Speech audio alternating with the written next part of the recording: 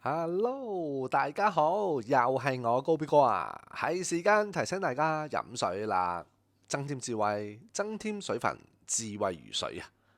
好啦，嚟到錄片時間，2025年嘅8月8號啊，高B哥咧今日應該較早條片咧係啊，在乎不少人物啦，我已經錄起咗㗎啦，咁應該可能聽朝先放到出嚟。咁啊，而家夜晚差唔多凌晨啦，我啊砰砰聲咧整理嗰個資料，咁啊好希望咧陳啟宗呢條影片咧喺一個冇剪輯嘅情況之下咧播晒俾大家聽。咁啊，但係咧成個幾鐘頭啊，真係好長。不過咧，我啊覺得咧呢個幾鐘頭咧，簡直咧係俾你嘅人生裏邊啊，你數翻呢一個人生有幾多個鐘頭？呢個一鐘頭啊，肯定係好值㗎，因為裏邊咧學到好多嘢啊！成個反應點樣去對西方嘅記者啦？點樣去咧處理佢哋嘅商標啦？用咩嘅方式方法咧，原來會令到佢哋收口。咁當然啦，我覺得好公道咁講，呢兩位嘅記者攻擊性唔算太強，OK， 唔算太強噶。但係如果其他嗰啲咧，可能就強好多。咁亦都當然啦，可能因為咧係2018年嘅事啊，所以咧嗰陣時咧嗰個嘅情況咧未去到咁惡劣，即係個關係未去到咁惡劣。又或者咧嗰陣時咧即係叫出嚟做嘢嗰班背後嘅金主咧就冇話喂死裏去打啦咁樣。咁所以咧即係都係挑剔下串下咁樣。可能咧而家呢一刻咧就完全唔同晒。不過如果咧你學咗咧，而家陳啟宗跟住今次咧喺個訪問裏邊嗰種答問嘅方式啊，嗰種嘅知識嘅豐富啊、歷史嘅熟悉啊，今時今日咧，你答記者咧一樣係可以咁樣咧去射到佢咧翻轉頭，完全係可以講係碾壓佢哋噶。咁啊好啦，喂唔講咁多啦大家咧真係唔好咧就吝惜你哋個 like， 因為咧呢個 like 咧可能而家唔係俾阿陳啟宗噶。咁我知道嗰個零鐘頭嘅片咧，可能咧相對俾人即係少啲俾人睇，唔緊要嘅，一路留咗喺度，存住喺度。希望咧日後咧一路咧有人咧有需要咧就可以睇。咁你亦都可以咧分享俾你啲朋友啊、同事啊、屋企人去睇，真係好精彩。A few weeks ago, our Beijing correspondent wrote in a Spiegel cover story about China, "This is the end of an era in which the global centers of power were clearly defined and the leading role of the US has never been questioned." Would you share this analysis? Would I share this assessment? First of all, you have 1.38 billion people in China, caught 1.4. They were very poor 30-some years ago. So for them to seek a better living is a very natural thing for anybody anywhere in the world. And after 40 years of pretty bad history, 50s, 60s, 70s, 80s, they finally figure out and decide to change their ways with the help of Deng Xiaoping. And so the rise of China is an inevitability. As Henry Kissinger says, for 3,000 years, China was at the height of human civilization. When Europeans, not my word, Henry's, when Europeans were still living in caves, China was already at the height of civilization, and that's true. Now, the last 200 years, China was really down and out. So much so that Hong Kong was taken by Britain from 10,000 miles away. And so for China today to rise is an inevitability back to the trend line of history of 3,000 years. Could 200 years of bad history reverse 3,000 years of glorious history? Probably not. But what he was talking about was not just economic growth. We have been used to economic growth in incredible figures in China for decades now. What he's talking about is that in addition to this amazing economic growth, there is now a new political ambition which became visible for just some time ago. So I think when he was speaking about the end of an era, this was more in a political or geopolitical aspect, he meant it. The reality of human history is that you can never totally divorce economics from politics. Economics will always bring political power. And political power is necessary to keep your economic growth. So get used to it. When you have a big country like China, 1.4 billion people rising economically, it is absolutely natural that political power will accompany the economic power. If not, you will not be able to maintain that growth. I cite you an example. China, 20% of the energy need is imported. Right now, not quite that much, but very soon it'll be 20%. So, how many of you have watched a movie called Captain Phillips? Tom Hanks? You know that movie? Good. Young people have watched it. So imagine a Chinese ship, a tanker, coming out of the Gulf of Hormuz, met some Somalia bandits. They couldn't tell the difference between Captain Phillips and Captain Chan. And they go after the Captain Chan ship. What are you going to do? How do you protect your energy security?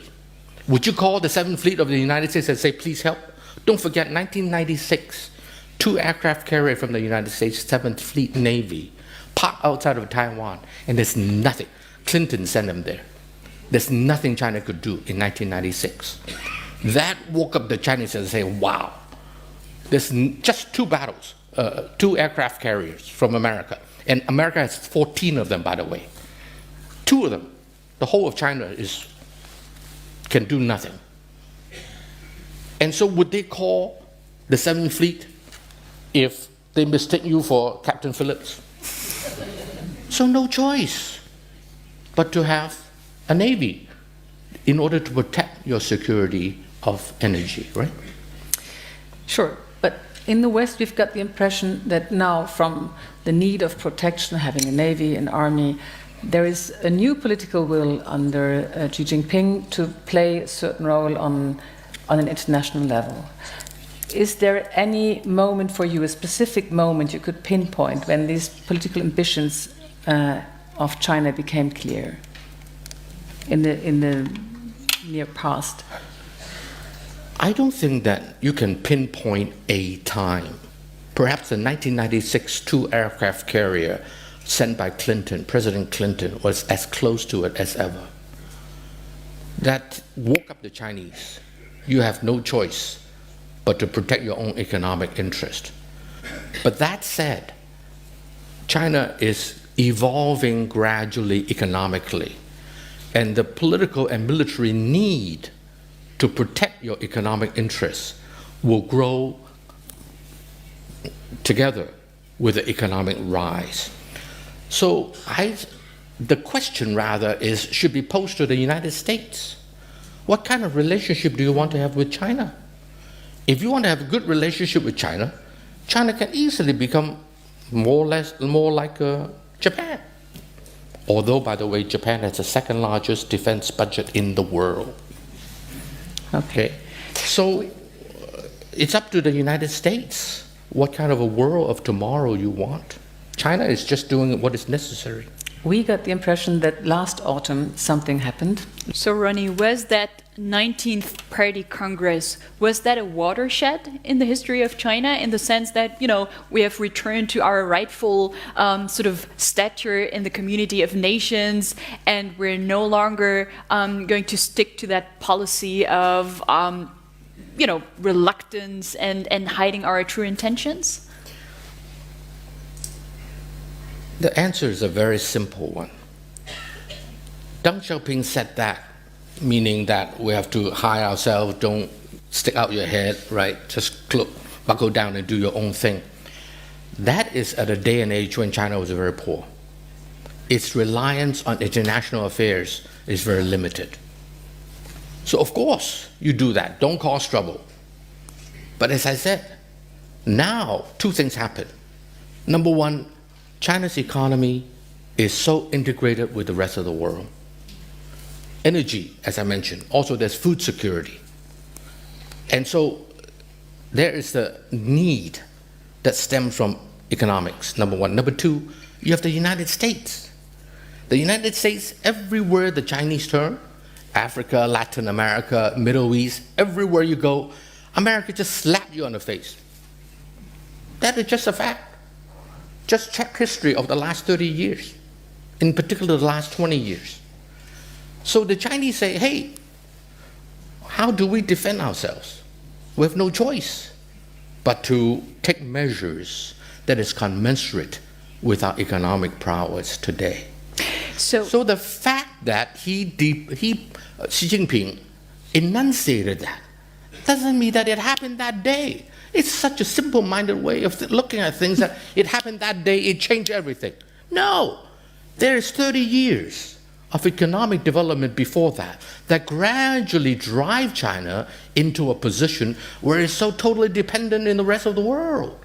And America acting in its own way that the Chinese feel very threatened.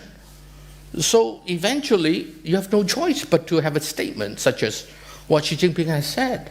So it's Chinese foreign policy, as you said, about economic interests. It's also about containing the US. I'm trying to paraphrase you here. But it seems to me that there is also an additional element.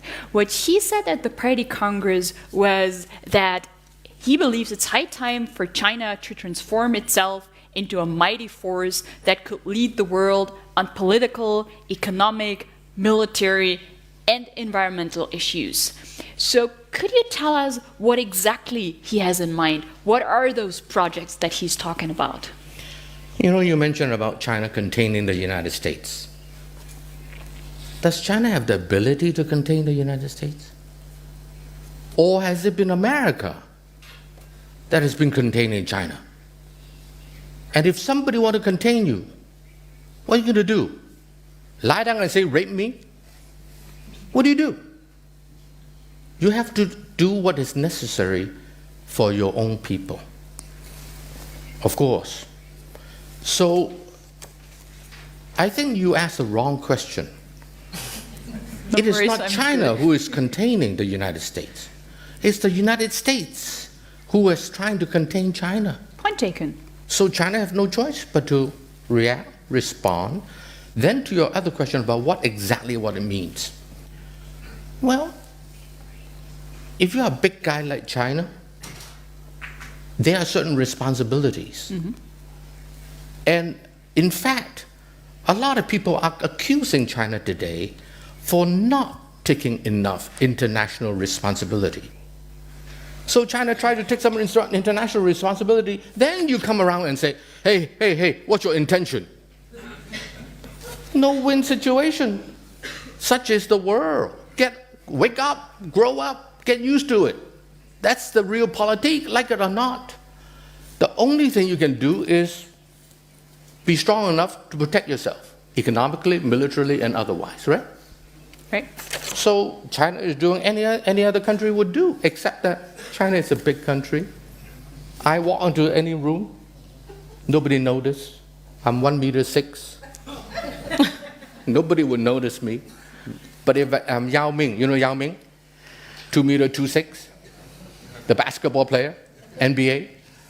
He walk into any room, he'll be noticed. Like it or not, China is Yao Ming, 1.4 billion people.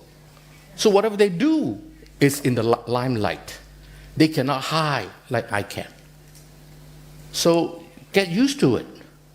There is a LeBron James, Yao Ming, Shaq O'Neal in the world scene today. And if I were to press you to give us 3 important projects, be it in the realm of politics, be it in the realm of military engagement or economic, in the economic field, what would those 3 projects be? Projects. In terms of China, I mean, what was he talking about in concrete terms? I would say number 1, energy security. Number 2, food security. Number 3, be a respected member of the international community. That would be my 3. Any problem with that? I didn't get your point. Are you denying that something visibly changed in autumn during this 19th Party Congress, or would you share the fact that Xi Jinping, with what he said, there is a development leading to this point, but there was something really said and heard which wasn't said and heard before. Would you agree on that or not? If there is something, I don't know what it is. Because America has been moving in a particular direction now for, 15, 20 years, if you like, containing China. So I suppose you can cross a threshold and get to the next phase. Is that the case? I don't know. What do I know? But what I do know is that there has been a gradual deterioration of the relationship between the United States and China. And the reason is very simple. The United States want to contain China. Okay. So you have to do your best to protect yourself, that's all. An American journalist from the New York Times, but being correspondent in Beijing, Edward Wong, just wrote this month that from trade to internet, from higher education to Hollywood, China is shaping the world in ways that people have only begun to grasp.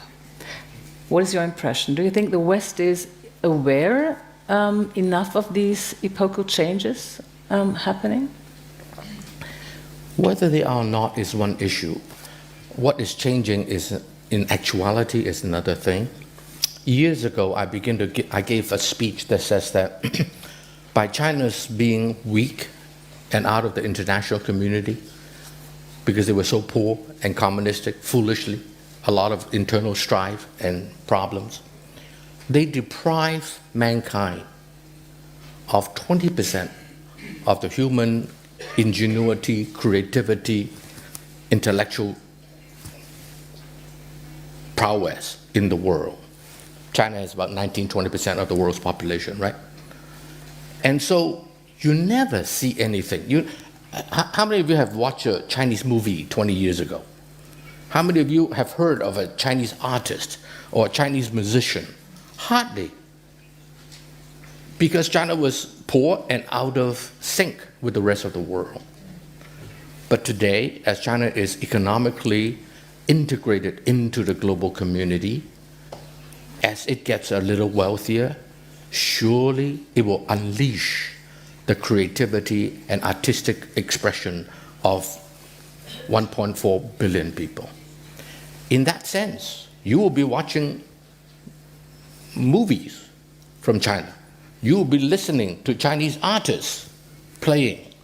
You will be going to galleries with Chinese painters. These are inevitable things, which I think is wonderful. Why not? So I think that China will, no question, contribute much more to the global community in many, many fields. Let's change a little bit the topic. For a country that claims the word social in its state's doctrine, social issues appear somewhat absent from Chinese policy imaginations of great power status. What do you mean by social? Social to behave in a socialistic way. They are not behaving in a socialistic way? That's my question. President Xi also vowed that China would be making greater contributions to mankind in the coming years. So what could this be? Well, as I mentioned to you, some Chinese movie will likely win the Oscar one of these days. So that would be a contribution. One. I listened to Daniel Barenboim with Dr. Paulson the other day, and I saw him over breakfast the next morning at the same hotel. I almost went up to him and asked, have you heard of a young pianist by the name of Wang Yujia? Any of you have heard of the pianist by the name of Wang Yujia? No? You will. She records for Deutsche Grammophon. She was a Gilmore Young Artist recipient 2012 or something like that. So you will be hearing these names. There is a student of mine in Berlin by the name of Ning Feng, who is a violinist. Last time I heard him play was in the Rathaus here in Hamburg, when Helmut Schmidt was there, and the then premier of China, Wen Jiabao, was there. So, they will contribute in many, many ways. But these are, now you are telling about cultural or art or music. I mean, there are still other. It's beautiful and necessary, absolutely. But there are still other great responsibilities, and Such as making the world a better one. Good. Doing your part to have a clean environment. Good. Respect things you're not respecting, perhaps up to now in China. Okay. Let's take some of those as an example. Yeah. Who have been more contributing to African nations in the last 20 years? The Europeans were colonialists in the old days. I made a mistake of saying to the king of Belgium one time, I used the word Congo. The Chinese just traded with Africa. They have their problem, I know that. Especially the private companies. The state-owned enterprises are far better, by the way. And so the model of economic development that China has just underwent in the last 30 years, in my opinion and that of many economists, is far more akin to the condition of many developing economies, such as in Africa and in other parts of the world. And so China can be a great model for a lot of these economies to learn from. For the African economies? Yes, or in poorer economies in general. You talk about the green, the environmental issue. In 1974, when I was entering MBA school, as you mentioned, Nora, I was in Southern California, Claremont Graduate University, and I was driving up the hill. I cannot see the hill in front of me, because in 1973-74, Los Angeles was such a disaster in the environment. I have photograph here, 1952, London. Remember that? People have to wear masks on the street. So 1952, Britain. 1972, 73, Los Angeles. Now you have 2017, China. Economic development will produce a lot of terrible effects to the environment unless you are really enlightened. But it's not enough to be enlightened. You also need money. George Shultz asked me, George Shultz, the former Secretary of State of Ronald Reagan, asked me maybe 15 years ago, how come China does not build electric cars? All electric cars. I said, good, wonderful idea. 50, 20 years ago, China does not have the technology even for combustion cars, let alone electric cars. So I said, George, if you want China to do that, who's going to pay? 15, 20 years ago, China was poor. You want them to build all electric cars, and at that time, electric cars are not as efficient as it is today. Are you willing to pay? I shut them up. If the West want China to take care of the environment when they were still poor, who's going to pay? Now, let me tell you something also. Today, I can assure you, the leaders in Beijing are far more enlightened than the leaders in Washington, D.C. concerning the environment. Now, let me tell you something also. You know the U.S. Green Building Council? They take care of building, make sure that they are green, right? The first shopping center that has gold standard of U.S. Green Building Council, what country is it in? China. Does it start with a C? Yes. Second one, China. Third one, China. Fourth, fifth, sixth, China. The fact that they're all done by my company is coincidental, okay?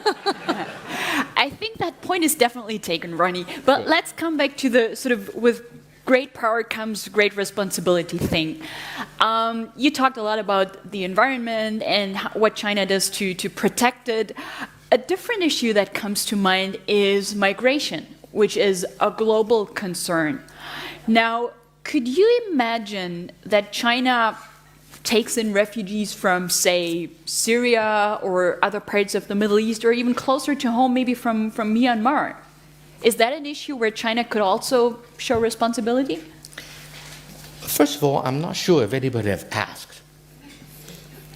Why don't you try? So if they did, what would be China's response? I don't know. But I do know history. 1,000 years ago, there were tens of thousands of Jews, at that time refugees. Where did they end up? Nobody took them. China did. 500 years ago, there were 300,000 Arabs in southern China. What did China do to them? Welcome them. In fact, sorry to mention this, but in Second World War, when the Jews were persecuted in this country, the Brits did not take them. They traveled all the way to Hong Kong. They met British colony, don't accept them. They went to Shanghai, China took them. The first place that somebody will take the Jewish refugee was China. So that's an historical example, and that's much appreciated. But all I let's know. talk about the present. What? That's why I suggest you ask them if they would take them. Because China is very big. China is the most populated country in the world. Will they accept? I don't know. I know what your country would do. I don't know what China would do. What would you China to do? Depends on the situation. Hypothetical questions are not as meaningful. Still. I don't know. I really don't know the answer. So all I can do is tell you what history has been. The title of these discussions is The World in Disorder or World Order Under Pressure. And I think there's enormous amount of uncertainty regarding the current world order. But there are some things perhaps we can agree on. One is China has arrived or is in the process of arriving on the great power stage. The second is the Western-dominated order is changing, is in crisis, possibly crumbling. Do you see a relation between the 2 points? Is perhaps one point favoring the other one? What do you mean by 1 The point? second one of the Western world in disorder, making the role of China on the international scene even bigger than it was possible before. Whether the West is in disorder or not, the rise of a big country like China, no choice, will change the world order. You don't need to intentionally change anything. Your presence will change everything. Today's trade of China is about the same as that of the United States. So the two of them has trade of what? 4 trillion, 5 trillion a piece, import, export, add together. And so, you know, when you are that big, you will change the world whether you like it or not. The answer rather, the question rather is the rest of the world willing to accept that 1.4 billion people want to better their livelihood? Is that legitimate? So the question should not be addressed to me. The question should be addressed to ladies and gentlemen in the audience. What is your impression? How is the West reacting to this rise of China and to its will to play, apparently, a new role on the political scene? I have my worries. And the reason is the following. The West have been strong for the last 400 years, 500 years, since Renaissance. And China has been waning for the last 200-300 years. And it is never easy to accept a new player. And today, the West is very ideological. In particular, sorry, Thomas, Germany. I talked to journalists from Süddeutsche, Frankfurter Gemeinde, and the French, wherever. No other journalists are as ideological as that of the German newspaper that I know. I never talked to Der Spiegel, Peter. Maybe you're better. No, we're not at all. But whatever it is, let me tell you this. I'll answer it this way. I was in Frankfurt. I was in Hamburg one time, and Angela Merkel was speaking, and 4 or 5 times in her speech, she said, "Shared value." Shared value. Helmut Schmidt was sitting on stage with her. I was sitting on the first few rows. I raised my hand to ask a question when it's Q&A time. Of course, they would not pick a Chinaman. So I was not picked. But let me tell you what my question was. And I told Helmut Schmidt later. I said, my question was, Chancellor Merkel, you keep using the word shared value. I live in China. Am I supposed to share your value?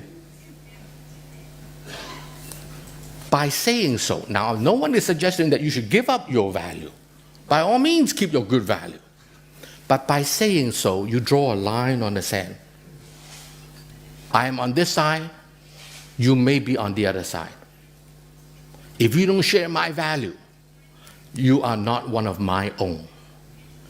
Keep your value, but why say it? By saying it, you are dividing the world. Good as Later on, I think we will speak about the Chinese policy to impose values or to have a free discussion in We Europe. never impose it outside of our border. Yeah, You I do. don't know. You do. Yes. The West do. Can you learn not to impose your value on other countries? But perhaps there are values to share. Ronnie, talking about values, imposing values, let's look at the role that the US is currently playing, a country that you said is among the most self-righteous countries in world history. At the same time, what we see in Washington right now is a pullback from Washington's international responsibility as the leader of the free world. You spend a lot of time in the US yourself. You're engaged in a lot of think tank activities in the US. What is your sense? Where does Washington stand these days? And also, how is that stature perceived in Beijing, for that matter? First of all, let's not blame Donald Trump for everything. He should be blamed for many things, but not everything. Isolationism in America did not start with Donald Trump. In fact, I asked the following question. All of you know the origin of the United States, 1776 and so forth. Was America founded on internationalization, or was it founded on isolationism? Think about it. What's Monroe Doctrine? Right? 1820-some. All those tells us that America from day one is an isolationism country, not an internationalism country.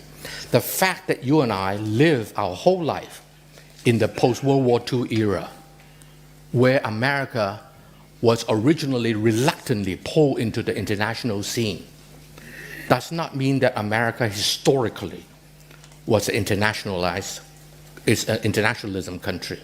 In fact, roughly only 1/3 of its history, particularly after dragged into the Second World War, is the United States, an internationalist. So for America to go back to isolationism should not surprise any of us. And no other country that I can think of can survive as an isolated country.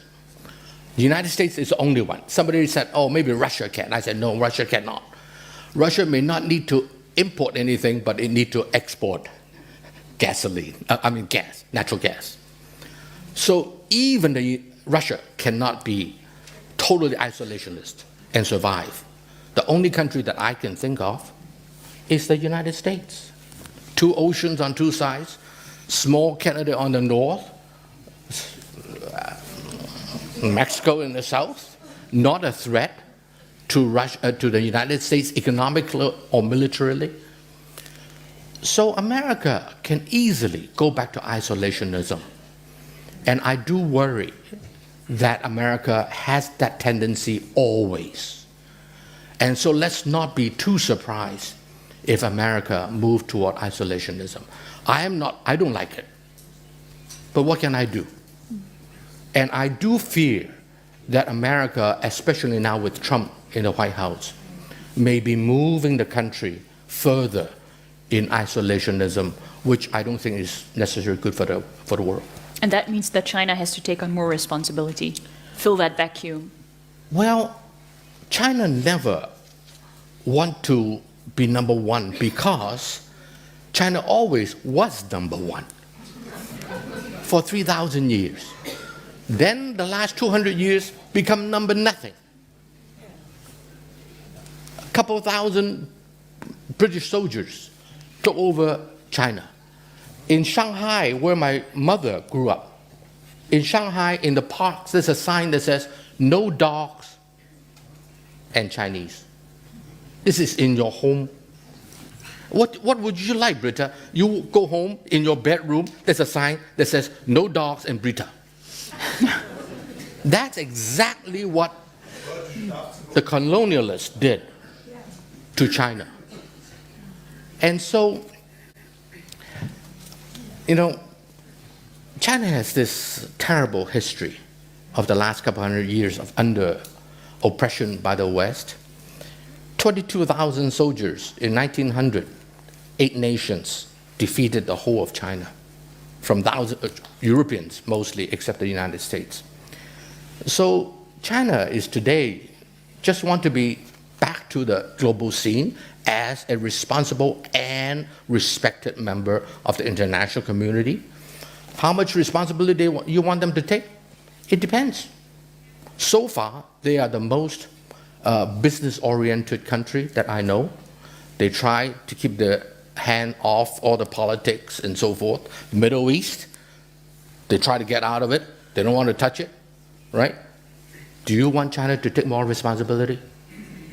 If you do, then let me assure you, somebody will say, see, China is overextended itself, it exerting its influence around the world. So the Chinese say, to hell with it. No win situation, we just do what we want to do. Those who are visiting China these days and even if they can't read Mandarin, they have to consider that there are a lot of books and written works on the end of the West. Would you subscribe to this theory? Are we already living in a kind of post-Western order? Not at all. You cannot prevent somebody from being foolish, especially on the internet. You have foolish people in this country. China has tons of it, just that they have many times more people. You wouldn't agree on that's all. that. We're not a system yet. Well, Ronnie, if I may, since we're talking about, China's rise or China having risen to great power status, here's a question that I received from the audience, and let me read it to you. Given China's treatment of Uyghurs, Tibetans, and dissidents, do you sympathize with those who fear the rise of China? Well, if you are the Uyghurs, I can certainly understand. Because of historic reasons, the northwestern part of China, Xinjiang province in particular, has always been a mixed area between the Uyghurs and the Han people, which comprise 92% of the Chinese population. It has always been a mixed area. My sister-in-law come from there. And so, but mind you about something, and that is Xinjiang province, together with Tibet, has always been contested by the Russians, the British, the French, even the Americans, and certainly the Germans as well. The great game of the 19th century. Why is that the case? Well, everybody is after something, either defensively or offensively. There's a lot of natural resources in that part of the world. Most of the big rivers in India start from Tibet. And so the great game, now, you say, why are the Chinese, in Xinjiang province and Tibet province? Because they have been that way for the last couple thousands of years. Rather, my question is, why were the Germans there in the 19th century? Why were the French, the British, the Americans, the Russians, why are they there? So, such is human affairs. China is no saint. Neither Americans, nor British, or French, nor German, sorry. Nobody is a saint. Everybody is after his own interest. So there are reasons to be concerned about China's rise. That's what you're saying. Of course there is. Who would be so naive to think that a big guy like China with 1.4 billion people rising, people would not be worried? Right? So the question is not whether, what I do object to is irrational fear. Fear is understandable.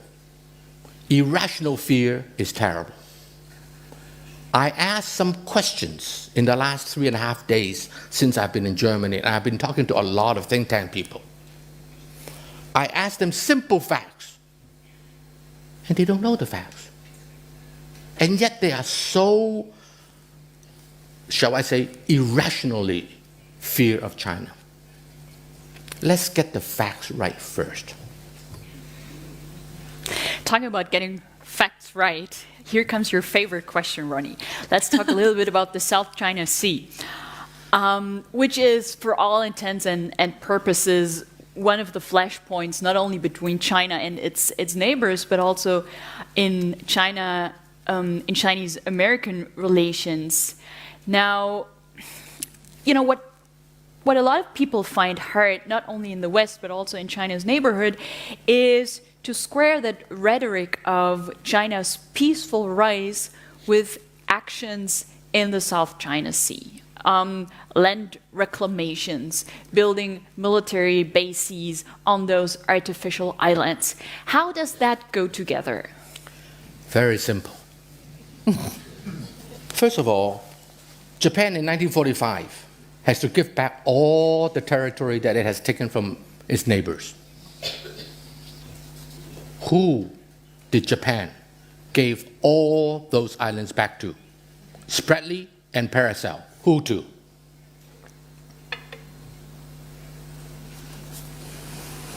China. And that is the Chinese version of history. No, that's not the Chinese version.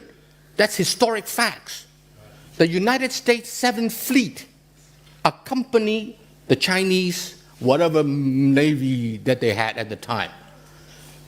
It is, you want the name of the captain of the British, of the American ships that sailed to protect the Chinese Navy?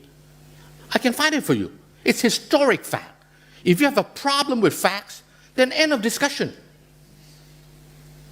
The fact, I go to America a lot. In America, you talk to anybody who is in the know in Washington, D.C. They would know that those islands were all given back to China, escorted by the 7th Fleet Navy of the United States. Why? In the 50s, they negotiated with the North Korean. At that time, they were buddy-buddy, good friends. They gave some of the islands to the Vietnamese. The rest of it lie there for 70 years. Why did China not do anything for 60 years until now? Why? There's an island north of Taiwan. Only, I don't know how far it is, I forgot. Very close. It has been disputed. It's called the Diaoyu Island, or the Japanese call it the Senkaku Island. The Chinese call it the Diaoyu Island. In the Cairo Declaration, at the end of the Second World War, that island, together with the whole of the Ryukyu, were given back to China. Chiang Kai-shek, the leader of China at the time, were busy fighting Mao Zedong, the communist. So he said to the American, let's co-administer it. Then he lost the war to Mao Zedong. Do you think that America will give it to communist China? So America took it. In 1972, if I get my dates right, gave all that to Japan. China contested, so they agreed to disagree. Diaoyu Island, let's leave it to the next generation, according to Deng Xiaoping. Let's leave it to the next generation to resolve it. For now, we'll agree to disagree. About 4 years ago, Japan announced unilaterally that they bought it from the owner of the island, the occupier of the island, whatever it is. They nationalized it. What did America say? Nothing. In fact, after the Japanese unilaterally took it, the Japanese foreign minister, the Australian foreign minister, and John Kerry at that time, the Secretary of State in the United States, the three of them had a press conference that says, we oppose any change to the status quo. What status quo? Before or after the Japanese unilaterally nationalize it? Of course it's after, because the press conference was held afterwards. So the United States cannot say that this thing belonged to Japan because they know what it says in Cairo Declaration. And don't say that it's not fact. Just go back to Cairo Declaration and read it. And so, Japan unilaterally took that island.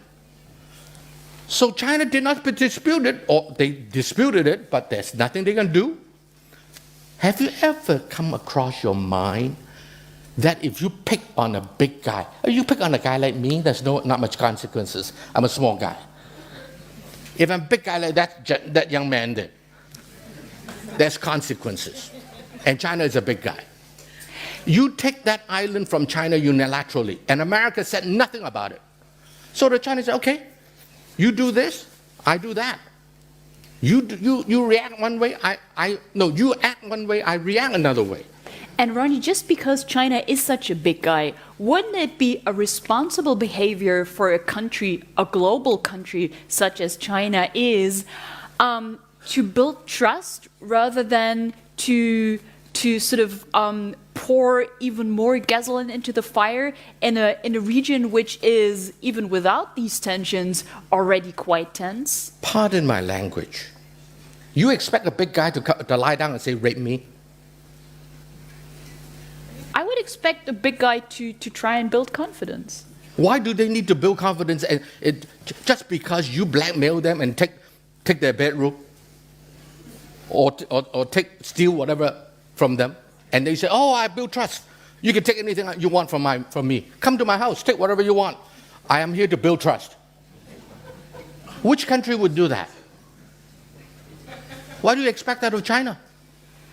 But other countries would consider legitimate claims from the neighbors for the situation is not as clear as you might see or interpret it. Do you know that in the 1960s, there was a German radio station that wrote to Manila and said, can I build a broadcasting station on this island? And Manila wrote back and said, we don't own it. Now Manila claims that they own that island. In the 1970s, you check history. Before 1970s, none of those nations in the South China Sea surrounding claim any of that stuff. It is in the 70s when China was undergoing the Cultural Revolution. China was weak, China was in trouble. The pack of hyenas all come up, and there was oil discovered. There's a lot of natural resources, fishery and so forth. Mm-hmm. Suddenly everyone want to claim. But why did the United States 7th Fleet escorted the Chinese Navy to take back all that island in 1945? You tell me, please. Why? Mm-hmm. They don't own it? I can't tell you. Then please consider it. I think, yeah, we could perhaps speak another hour about the South China Sea. You have a very explicit point of view on that. America, no, anybody in the know, including David Petraeus, my friend, by the way, ask them about South China Sea, not an issue. Why? They know the facts. Unlike what I saw here in Germany in the last 3 days. I'm sorry. Mm-hmm. We will observe the future of the South China Sea. There is a very big initiative, a project China is shaping, And it's changing our current order already, the One Belt, One Road initiative, $900 billion. A lot of Western partners observe it with, we would say, perhaps suspicion. The German Foreign Minister Sigmar Gabriel said concerning the One Belt and One Road Which country's foreign minister? German. I'm sorry, I apologize. Germany's foreign minister. He said that the problem concerning the One Belt, One Road initiative is not China having a strategy, but the West lacking a strategy. Would you agree on that? Yeah, he put it in a very interesting way. Mm-hmm. The reality is, what is the Belt and Road Initiative? The Belt and Road Initiative is nothing more than the Silk Road of 2,000 years ago. 2,000 years ago, the Silk Road has two parts, the sea road and the land link. Mm-hmm. The one belt is a terrestrial link. The sea route, or sea road, if you will, is what it is. And the the Silk Road in the old days has those two parts. In fact, there's more along the water than there were on land, the old Silk Road. Today, which part of the world is the least globalized? The Silk Road was the beginning of globalization as we understand it today, right? So which part of the world is the least globalized in the whole wide world today? Now, I travel 70% of the time. I go to, Armenia, Georgia, Kazakhstan, wherever, Turkey, Israel. The most or I should say the least globalized part of the world is perhaps Central Asia. I go to Africa, it's pretty globalized. I go to Latin America, pretty globalized. Central Asia. So sooner or later, whether the Chinese raise this issue of Belt and Road Initiative, call it whatever you want, New Silk Road, whatever, somebody will figure that one out and say that is a part of the world that is not globalized, that ought to be globalized. On the one hand, to do trade so that we can open more new market. On the other hand, hopefully it will benefit the livelihood of the local people as well. So the Belt and Road Initiative, Xi Jinping mentioned it. If you didn't mention it, that's your problem. China mentioned it, but no country can own the Silk Road. You can own whatever is within your border. That which is beyond is none of yours. That's where you collaborate and trade and do business together. So I think that the Belt and Road Initiative to the Chinese makes a lot of sense, economically and politically. So would you agree that it's also a geopolitical project disguised as an economic one? No, it's very economic as well as political. Why do you have to segregate the two? You cannot segregate the two. Mm-hmm. Economics and politics, at the end of the day, is all together. So consider the fact that China needs energy, as I mentioned, right? Energy security. A lot of those countries on the New Silk Road are rich in energy, right? Mm-hmm. Azerbaijan, Russia, Kazakhstan, that whole area, Turkmenistan, the whole area, Iran. So China, it makes a lot of sense economically to be friendly with those countries to ensure a steady supply of energy. Russia has a lot of it, but as we all know, just talk to my Ukrainian friends, Russia is not necessarily the most reliable. And they negotiated with the Russians for 15 years and they couldn't get a gas deal until America and the West, you guys, begin to sanction Russia, and suddenly Russia struck a deal with China. Mm-hmm. But everyone knows Russia, is it that reliable? Think twice. So China needs to diversify its energy sources. And so it is very economic. Of course, it's political too, because, all those countries, a lot of them are Muslim countries. China has a domestic Muslim population. By having good relationship with those countries, Hopefully you will have less of a problem domestically. You mentioned the Uyghurs. So geopolitical, geoeconomic, it makes sense for China. And by the way, it makes sense for the local countries as well. The former Prime Minister of Pakistan said to me last year, $39 billion is already into Pakistan to build roads, the corridor, you know. For China, it makes a lot of geopolitical and geoeconomic sense. And so, but then for Pakistan, you got roads, you got railroads, you got ports. Why not? Everybody wins. Everybody wins. That's sort of the buzzword. Let's look at the far end of the Silk Road from a Beijing perspective for a moment. Europe. The Chinese have increasingly turned to Europe when it comes to international cooperation. Emmanuel Macron, the French president, went to Beijing a couple of days ago, and he brought a very nice black horse with him from the Republican Guard as a gift to Xi Jinping. So one of the questions that people ask themselves here in Germany, but also probably in other parts of Europe, is who is Beijing's key interlocutor in Europe? Is it Angela Merkel or is it Emmanuel Macron? That's a dangerous question. The answer is simple. Whoever wants to be a friend. If Germany wants to be a friend, for example, in the old days, Helmut Kohl's days, every year he'd take a big delegation to China. Even Schroeder did some of that, right? Recognizing the economic opportunities. Merkel did too. Merkel did too, okay. So if you want to be a friend of China, China is more than happy to be a friend of yours. They need a lot of things. They need your technology, your precision tools. There are many things that you have that they want or need. In the case of Germany, it's more they need, such as precision tools. What France has is what they want, such as red wine. Louis Vuitton handbags. Right? Handbags, whatever, right? Yeah. So whoever wants to be friends with the Chinese will be friends with you.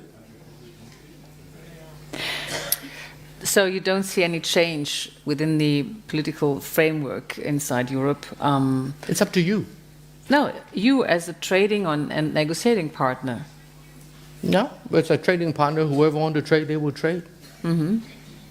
I mean, is there, with the arrival of Emmanuel Macron in France, is this changing anything for you? It depends on how Beijing look at Macron and hence his government. If there are ulterior motive that the Chinese detect, of course they'll be a little bit more cautious. But I think that so far, from what I can tell, a lot of it is basically trade related. And China being a big country, the United States always like to, slap trade sanctions on everybody. Perhaps another one is coming, right? As you indicated that Xi Jinping and Donald Trump had a phone call. So Europe is a big market. 600 million people, very wealthy, buy a lot of goods and can supply a lot of necessary or desirable goods to the Chinese. They are happy to trade with you. They're happy to trade with us Europeans. They may also may or may not be happy to collaborate with us on international issues such as the North Korean nuclear issue, where Europe plays a minor role for all intents and purposes. Let me ask another question, Ronnie, which comes from the audience concerning Beijing's role in the DPRK nuclear crisis. Which concrete steps do you think can Beijing take to escalate tensions with North Korea? Escalate tensions. To de-escalate. Or de-escalate. No, God forbid. Please escalate. First of all, let me tell you what I think China look at the whole situation. In the last 40 years, America refused to talk to DPRK. America just too proud. During the Carter days, they had a diplomatic solution possible. Carter, last minute, canceled it. Under Clinton, same thing. Under George W., same thing. Every time there is a diplomatic solution, and Americans will be the first to admit that, America, last minute, all mess. Each time they miss a diplomatic solution, you ratchet the game in the wrong direction. Nobody in the neighborhood, I don't know about Russia, but nobody else, Japan, Korea, China, United States, none of them, Canada, none of them want a nuclear North Korea. The wind blows the wrong way, the Chinese is hurt. Nobody wants it. So every time the Americans miss a diplomatic solution, that the Kim family and the North Korean begin to do more in the wrong direction for the nuclear weapons. So now, suddenly you have a situation where North Korea is basically a nuclear state, like it or not. And one of the top leaders in America had admitted to me in my office that you may as well treat them as a nuclear state. The only thing is he would not say that when he testified in the US Congress, okay? But he's right. And how can you blame that young kid?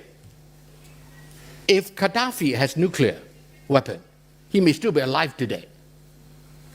So that young man, he's not stupid. So far he has played his cards very well. And endangers world peace in a very significant way. Right.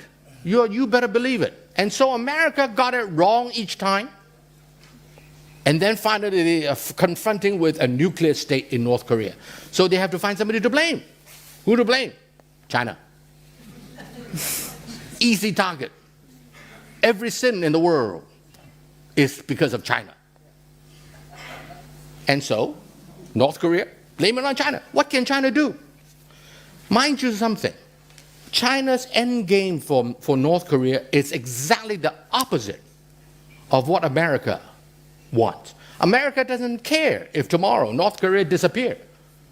China would not want it because China doesn't want a US army at the Yalu River between North Korea and China. So it's a buffer. Right, they want a buffer. So they want to keep the country there.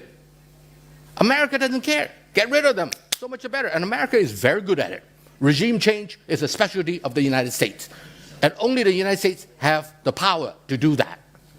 At last count that I have come up with from public sources, 50 times perhaps in Second World War, public information.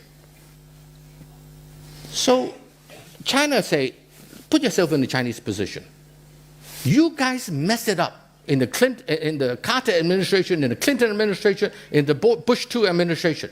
And now you have to find somebody to blame, and so you blame me. Why should I listen to you? And by the way, we have a different end game.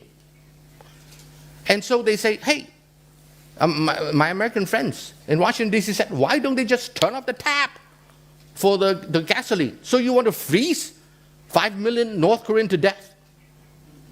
The Chinese say, hey, these are my friends. I want them around. Why do I want to freeze them? And the Chinese, whatever you say about the communist China, they remember their friends. And the Kim dynasty have been their friends for the last 60, 70 years. And a bit of an unruly friend, wouldn't you say? Maybe so. America has a lot of unruly friends as well. That's true. Is America a saint? Anybody a saint here, ladies and gentlemen? Now, mind you also, if China does not supply energy, how do you assure that Russia does not supply energy?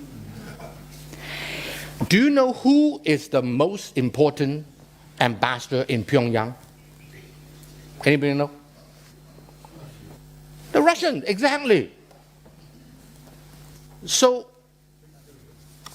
America is just looking for a scapegoat for all the diplomatic mistakes that it has made in the last 40 years. And so now blame it on China. But Ronnie, wouldn't you say that the DPRK issue could also be an opportunity for Beijing to be taken to, gain some international profile as a country that helps to Why do they need to resolve, gain international profile? Well, I think they could prove that There they are are some able real- to take the lead on resolving a very serious international crisis in a constructive way. I think that would be a good thing to do. When you're dealing with America, who mess it up again and again and again and again, you're telling China to say, all are forgiven. All the diplomatic mistakes that America made in North Korea are forgiven. We want to be nice to everybody, a big smile. Is that what you want China to be? And mind you, China, as I said, have a very different end game as the United States. So China is big enough to say, I do what I think is proper and right. Let history judge. In his book on China, Henry Kissinger, who you know very well, warns that one of the biggest dangers to peace in the 21st century will be the clash between Chinese and American exceptionalism. Are Washington and Beijing doing enough to avoid an escalation? First of all, I'm pretty sanguine about the US-China relations. I don't think it's that dangerous. For simple reasons. America has been doing foolish things vis-a-vis China, in my opinion, in the last 20 years.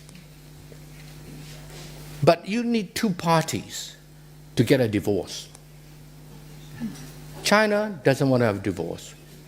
China is a beneficiary of the post-World War II global system, including the trading system. America shoulder all the problems in the world. Wonderful. China will be very happy to hide behind the United States. And so, I remember that time I was with Merkel and Henry Kissinger here in Germany. And an Indian economist and I were sharing we're just a minor speaker in a small session on Asian economy. He said to me, China is buying oil, gas, and mineral, and this and that everywhere, coal. We India are doing exactly the same, but we're just so happy that China is in the front, China is bigger, China is buying more, so all the blame go to China, which is true. China like to do the same thing with the United States. Let you take care of, be the police, you solve all those problems, right? You bear all the responsibility, and we just support you. But don't make us number one. I gave a talk one time with Kevin Rudd. I said, China, in my opinion, is very happy to play second fiddle to the United States in international affairs. Sitting in the front row was a Chinese ambassador to the United States. This is in Washington, D.C., in the K. Adams Hotel, many of you know, just in front of the White House. And so I said, my opinion, China is very happy to play second fiddle to the United States. Before we end, the organizer, the president of that organization asked the ambassador, said, please, Mr. Ambassador, would you like to share something before we call it a night? And the ambassador got up and he said, of course he cannot say he agrees with me, right? He's a diplomat. So he said, well, a lot of the things that Mr. Chen say, I think it's worthy of our considering. But we in China have long decided that we don't want to be number one, because it's very expensive. I thought to myself, you're right. Moreover, you can never be number one. You don't have the political system, you don't have the military, you don't have the science, you don't have the rigor of research in your universities and many other things. But it doesn't matter. He's an ambassador, so he had to say the politically correct thing, right? So he said, we don't want to be number one. The best position to be in is number 3 or number 4. But we got up one morning and suddenly found out we're number 2. And we found out that it's a very dangerous position, because you turn to the right, the number 1 will slap you. And you turn to the left, the number 1 will slap you. And he sat down. He's right. He got a point. He got a point. And so China would much rather stay below the radar screen as far as being the number 1 is concerned. Do you know who sends more peacekeeping forces in the world today, number 1? Who sends the most? China. China. So they are doing something. So I think that China will be happy to have America be the number one. I have another question coming from the public. You've mentioned China's desire to become a respected member of the international community. How would you describe China's approach to becoming respected? Where do you see obstacles in this goal, to this goal? Well, obviously, China at this stage is concentrating on economics rather than political. So if China were to help many African countries, for example, develop, instead of plundering them like the European countries, helping them develop, buy from them. You have a problem with colonialism? That part of the history is too it hurts too much to remember? Germany is not the worst. You just have a little bit of issue. A lot of other people have a lot more issue than you do in Africa and in Asia. And so China is just trading with them. And in the process, they are helping them with a model that perhaps will work to economically develop their own country. You help enough of them, you'll be respected by somebody. This is the example you already mentioned some minutes ago, is Africa. Is there anything else to become a respectful member? Besides Africa. How about Latin America? How about a lot of the other smaller countries around the world? There are many issues in the world today. And I think that China can collaborate with the United States. You know, when people start talking about G2, I told my friends, I said, China would never accept G2. They don't like that conception at all. But like it or not, the reality is, today, no serious problem in the world can be resolved without the United States and China agreeing on it.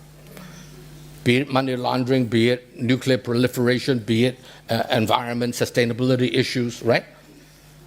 So like it or not, we are entering into a world where the United States and China are the two major players. To be politically correct, let me add in EU and India and Japan and a few others. But to be brutally frank, those two countries have to work together.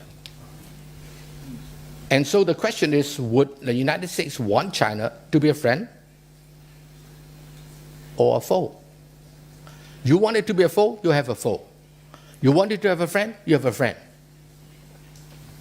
So far, I think America is moving in the wrong direction. Mm-hmm. We are approaching the end, but I would like to speak with you about your native city, Hong Kong, which has been in the news for a long time now.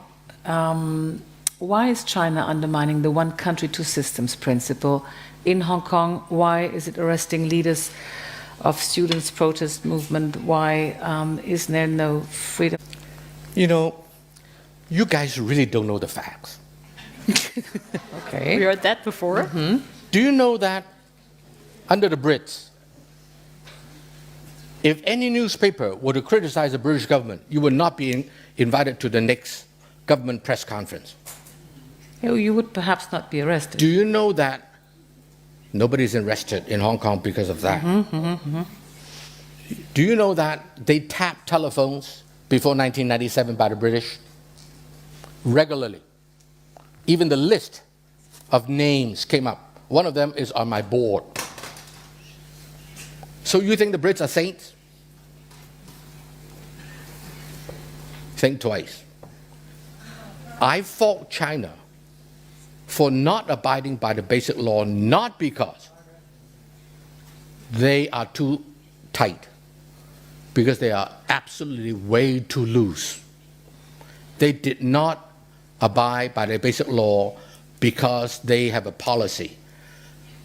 The best way to manage Hong Kong is to not manage it. 不管就是管好. Just let it go. Let them manage themselves. Although the basic law demand that they play a certain role, they didn't. And so, You have all those things that are happening. Do you know that the press freedom today is far more freer than it was under the Brits? You don't know that because you don't believe it. You read Chinese? Why is it then that, for example, one of the activists of the students' movement, Joshua Wong, wasn't allowed to speak at the Asia Society? Good question. Thank you for asking. Asia Society, of which I'm the global chair until November 1st last year, we never invited anybody to talk about domestic politics. We're a political organization. We never invited any pro-government legislator to speak. So why should we invite any anti-government legislature to speak? I don't want to be accused of being one-sided. Mm-hmm. We never invited anybody pro or against the Hong Kong government. So why do you force me, or the general public force me, to accept only those who are anti-Hong Kong government or anti-Beijing? But do you understand these young students and their protests, and do you have any sympathy with them for demanding a more open and free society? And let me tell you what happened. What do you think will happen if, when the mainland Chinese soccer team play the Hong Kong soccer team and the national anthem is played and the flag of China is hoisted? You have 50 college students turning their back from the flag and showing the middle finger. Is that what you mean by freedom? Is that what you mean by freedom? You know what I mean by freedom. That's the group of young people.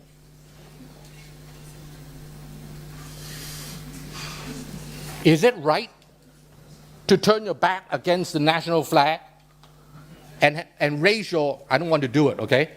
Not this finger, but another one. When the national anthem is being played? There are other things in the United States where football players are also doing things when the national anthem is played, and this is possible. I mean, you have, if you America is not the standard. Yes. China doesn't have to go by the American standard. Mm-hmm. But perhaps why do you want the Chinese to go according to the American standard? Mm-hmm. They can burn flags. Mm-hmm. Some countries you cannot burn flags. Mm-hmm. What makes you think that America allowing people to burn the national flag is the only way to go?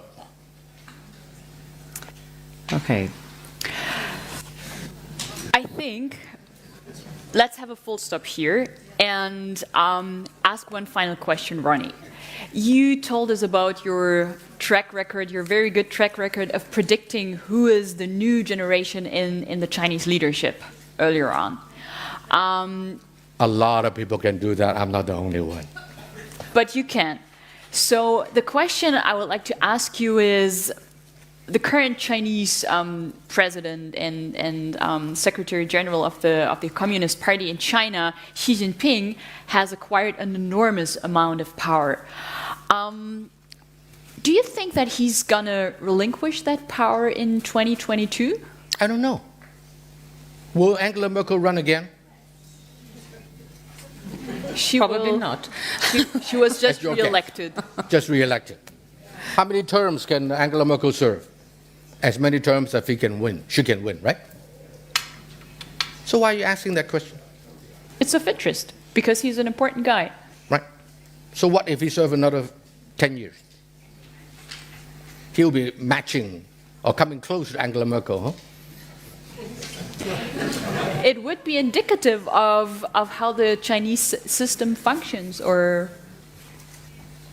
The Chinese system is not a very rigid, institutionalized system. It's evolving very fast. Mm-hmm. And as time goes on, the Chinese system will no doubt have to evolve even more. So whether he serves another 5 years, whether he serves another 10 years, I don't know. What do I know? And frankly, I'm not that concerned. People say he has a lot of power. I said, only people who don't know about China think he has a lot of power. Is the chief executive of Hong Kong right now his choice? I don't know. I suspect not. He has to compromise as well. Moreover, how do you deal with corruption, which is rife in China in the last 30 years? How do you deal with corruption in a system which for 3,000 years was not a rule-based, law-based society, rather it's an ethics-based society? How do you do it? How can you deal with corruption in China without a strong leader? So conceptually, my American friend, my Western friends have a problem with a guy being powerful. From a very pragmatic perspective, I say without the power, he can never deal with corruption. And I mean, look at this guy. He arrested 2 out of the 3 vice chairmen of the Central Military Commission, with himself being the chair. Now this guy got gall. If he doesn't have enough power, he could never do that. I know what you're thinking. Absolute power, corrupt, absolutely. I know that. But damn if you do, damn if you don't. So what are you going to do? Allow the corruption to continue on and on and on and on? They know that will be detrimental to the party. So for themselves and for the country and for the people, for everybody, they better do something about it. And so I said the last 5 years, the one whose life is the most wanted, a price to your head, is probably his head. Because he has he has scared so many corrupt government officials. So I say, I'm a pragmatic guy, I'm a businessman. You do what is necessary to move the society in a way that will give the biggest number of people the better livelihood.